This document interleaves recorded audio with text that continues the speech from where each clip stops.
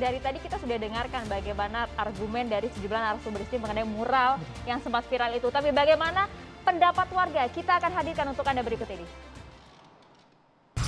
Kalau menurut saya sih itu inilah mengganggu kebebasan berekspresi kita ya. Kan itu kan seni juga. Kalau di rezim sekarang menurut saya itu tuh susah ya kalau misalkan kita untuk menyampaikan ekspresi gitu. Misalkan kayak di media sosial kita mengkritik sedikit aja itu tuh udah langsung dilaporin. Menurut saya penghapusan mural itu agak berlebihan ya. Soalnya kan itu bentuk kebebasan berekspresi juga dan diatur juga oleh undang-undang demokrasi juga gitu. Saat ini emang situasi saat ini malah kondisi kebebasan berekspresi kita itu, berdemokrasi kita itu malah. Kedua orang ini mengatakan tidak setuju kalau mural dihapus. Kita sekarang sudah kehadiran juga Kiai Holil Nafis, Bang Ali Mukhtar Ngabalin. Kita persilakan untuk langsung bertanya kepada saya Kiai mau Holil. tanya ini ya. Ini pertama begini Kiai. Assalamualaikum warahmatullahi wabarakatuh. Waalaikumsalam warahmatullahi wabarakatuh. Ini tadi kami bahas tentang mural 404 not found. Kalau mungkin dia orang keberatan tidak dihapus, tapi saya mau tanya bagaimana pandangan Islam itu, ini kan foto wajah kepala negara ini Pak, presiden ini kesian. Kemudian dibikin itu siapa yang ditutup. memastikan? Ya, gambar Jokowi, mirip Jokowi, semua orang tahu itu Jokowi.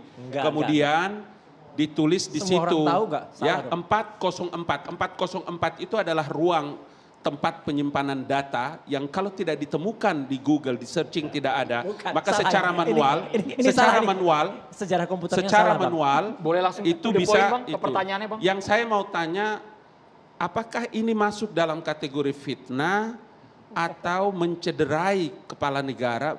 Bagaimana sih hukum Islam Oke, melihat masalah ini? baik. Itu aja Pak maksud Kiai. saya, Kiai. Mohon maaf, ampun. Pertanyaan yang warahmatullahi berat wabarakatuh. sekali nih. Jadi harus ada tasawurul masalah. Jadi memahami masalah secara utuh ya. Kalau kita melihat dari gambar yang saya lihat, maka memastikan sesuatu berdasarkan sebuah aturan yang sudah disepakati oleh kita. Kalau hanya persepsi dari masing-masing sangat relatif. Betul. Oleh karena itu di dalam pengadilan ada hak untuk menuntut, ada hak untuk membela demi untuk mencapai sebuah kebenaran. Namun demikian rasa masyarakat itu bisa dikodifikasi dalam bentuk hukum di dalam Islam itu. Tetapi kalau kita melihat kalau itu dianggap sebuah penghinaan, pasti Islam melarang penghinaan. Itu jelas gitu loh. Tetapi memastikan apakah penghinaan atau tidak, disitulah jalur hukum yang bisa memastikan. Tadi Bang Roy Suryo mengatakan kalau itu dianggap wajahnya Pak Jokowi, apakah benar wajahnya atau dikatakan mirip? Itu ada proses kan. Jadi pengadilan itu sangat panjang kalau kita ingin menentukan sebuah hukum. Tapi kalau saya boleh ilustrasi sedikit untuk mencapai sebuah kebenaran, di dalam kerangka mencari kebenaran kan ada orang menggunakan pakai berpikir logis, akal, teoritis. Ada yang berdasarkan empiris karena pengalaman. Tapi kalau persepsi jelas tidak bisa menjadi sebuah landasan. Kalau mengutip dari Al-Ghazali itu ada 3 model untuk mencapai sebuah kebenaran. Khobar, ada yang sifatnya itu adalah wahmi, ada yang sifatnya hissi.